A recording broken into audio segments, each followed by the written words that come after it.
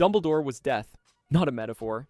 Actually death. The tale of the three brothers. Death is cunning, patient, plays the long game. Dumbledore did the same thing for 7 books. Steered Harry toward one specific outcome, never the full picture. Always just enough. He had the invisibility cloak for years before handing it to Harry. Death owned that cloak first. Same cloak, decades in his possession. Never explained. Knew about every Horcrux before anyone else. Where to find them. How to destroy them. Nobody briefed him. His hand was already dying from the ring curse. He picked his own moment. Picked his own killer. Harry dies in the forest. Walks into white limbo. Dumbledore is already there. Not surprised. Waiting. The third brother wasn't afraid of death at all. Harry sits down, has a conversation, gets told what to do next. Already there before Harry walked in. Already positioned. Knew things he shouldn't.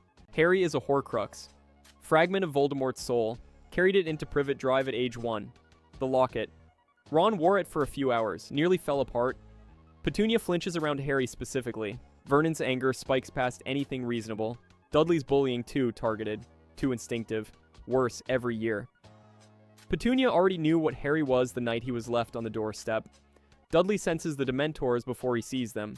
Same house, same rooms, same meals, cupboard under the stairs, soul fragments sleeping in there every night for 10 years.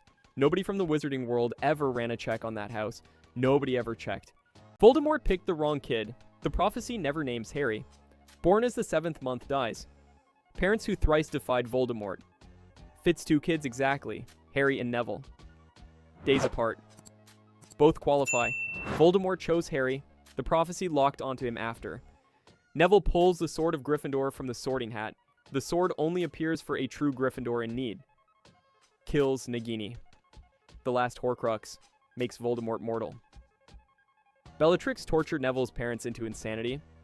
Voldemort's right hand. Sent at the right family already. Harry had Dumbledore guiding every step. His mother's sacrifice. Protection layered on protection. Neville had nothing. Family ashamed of him. 7 years written off completely. Led Dumbledore's army when Harry was gone. He's the one who finished it. 17 years locked onto the wrong kid. Voldemort never once looked back at the other one. Dementors were built, not born. Feed on happiness.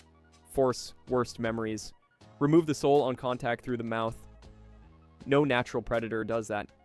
Patronus magic counters them precisely. Counter magic exists for things someone made. Ministry deployed them as prison guards centuries. Working relationships across generations, they take orders, they obey. Medieval dark wizards, pre-ministry, a self-sustaining weapon. Couldn't be redirected once deployed. Voldemort took control of them inside a year of returning. They went over easily. The wizarding world inherited them. Put them outside of school, Quidditch matches, around children regularly. Dumbledore refused to use them. Every time. 7 books. Never gave a reason. 7 is the confirmed number. The timeline has gaps. Voldemort was killing before anyone tracked him. Teenager at Hogwarts. Unexplained violence against other orphans. Dark magic past his age. Nobody counting. After Hogwarts, he vanished abroad for years. Came back changed. Knew things he couldn't have learned in school. The 7 destroyed all had traces. Objects with personal meaning. Locations tied to his history. What about the early ones? No connection to anything. No hints. His inner circle had no idea about most of the confirmed 7 anyway. Godric's Hollow. He came back as almost nothing. Fragment in Albania for over a decade, barely a form. Less than a ghost. Same forest he disappeared into the first time. Something kept enough soul to survive that. The confirmed 7 don't account for it. Harry united all 3 Hallows. Died, came back, snapped the Elder Wand, dropped the stone in the forest. Everyone treats it as finished. Elder Wand transfers through defeat or death. Harry didn't experience either. He chose not to use it. Not the same as losing it. Stone still in the forest. Didn't destroy it. Walked away. Cloak he kept. 19 years later, it's folded in his house. All 3 exist. Harry is the last master of everyone. The stone called his parents, called Sirius, called Lupin. They came. The connection answered. Nothing the lore requires for a transfer has happened. Epilogue. Normal life, normal job, 2 kids, aging like everyone around him. Nobody is checked. Hermione gets a time turner in 3rd year, for scheduling, not emergencies, classes. The Ministry handed these out routinely, to students, for years before Hermione, McGonagall signs off without flinching, 5-hour limit, stated as a rule. Never explained why, exactly 5. Every use creates a branch. Each correction pushes pressure somewhere else. Smoothed over paradoxes leave damage nobody logged. Multiply that by every authorized traveler, decades. Each one certain their change was too small to matter. Voldemort's rise happening exactly the way it did. Certain people surviving things they statistically shouldn't have. Dumbledore always positioned at the right moment. Ministry destroys every time-turner after the Department of Mysteries. No announcement, no explanation. Every one of them gone overnight. Hagrid retrieves the Philosopher's Stone from Gringotts the same day Harry visits for the first time. Same trip, empties the vault hours before someone breaks in. Never explained. He's the first magical contact Harry ever has. Everything about the wizarding world in year 1 comes through Hagrid, Dumbledore, the war, his parents, Voldemort. One source filtering all of it, expelled, 3rd year, wand snapped, kept at Hogwarts anyway. Under Dumbledore's personal protection, almost never happens. Tells Harry about the stone on their first meeting, lets it slip. Tells a stranger in a pub how to get past Fluffy a few weeks later, lets that slip too. Knows specific details about Godric's Hollow that most Order members never had. Cries handing baby Harry over to Dumbledore that night. Half giant, giant-sided with Voldemort, runs the grounds at night, knows every entrance. That loyalty came from somewhere. Got used across 7 years. Lily's protection burned out when Harry turned 17. The Horcrux inside him should have died when Voldemort cast the killing curse in the forest. The Horcrux did die.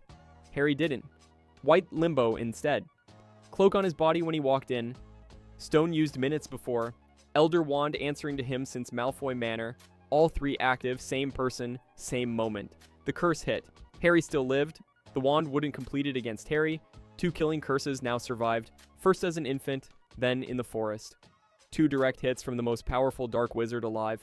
Neither one finished him. Voldemort spent decades on dark magic. Horcruxes. Ancient curses. Every corner he could access. Never looked at what happens when all 3 Hallows sit with one person. The Room of Requirement doesn't execute a stored spell. It reads whoever walks in, generates what they specifically need, real time, a decision, staircases move, patterns repeat across 7 books, not random, specific students at specific moments. Dumbledore's office opens for Harry without the password. Multiple times, never addressed. Peeves can't leave the castle. Never has. Over 1,000 years stuck inside. Nothing explains what keeps him there. The Sorting Hat makes choices. Listens. Negotiates with students. Composes new songs every year. Portraits keep advising long after their subjects are dead. Dumbledore's frame counsels Snape for nearly a year after his death. 1,000 years of layered spells. Every piece of magic ever performed in those walls. Every emotion from every student for 10 centuries. Fear, grief, ambition, desperation, absorbed into the same stone. A door opens, a room appears, a staircase moves the moment someone needs it, a password works when it shouldn't.